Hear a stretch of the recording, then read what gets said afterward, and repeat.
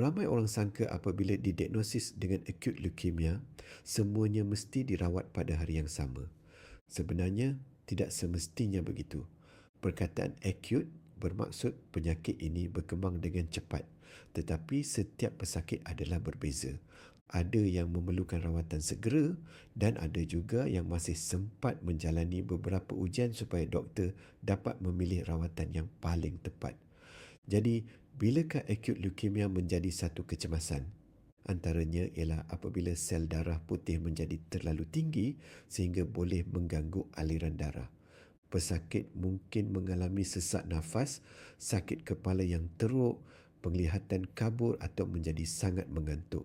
Selain itu, jangkitan yang serius juga memerlukan perhatian segera. Walaupun jumlah sel darah putih mungkin tinggi, kebanyakannya tidak berfungsi dengan baik. Ringkasnya, kuantitinya lebih tetapi kualitinya kurang. Sebab itu, badan masih mudah dijangkiti kuman.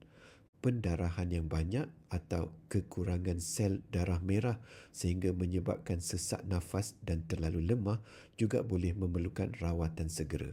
Begitu juga jika doktor mengisyaki satu jenis leukemia khas yang dipanggil acute promyelocytic leukemia atau APL.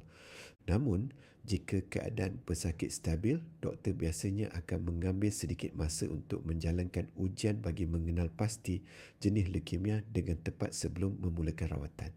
Yang penting, keputusan darah hanyalah sebahagian daripada keseluruhan gambaran. Doktor akan melihat simptom, pemeriksaan fizikal dan ujian lain sebelum menentukan sama ada keadaan itu benar-benar satu kecemasan.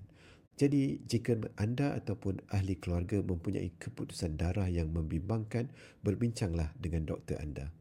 Penilaian yang tepat adalah langkah pertama kepada rawatan yang terbaik.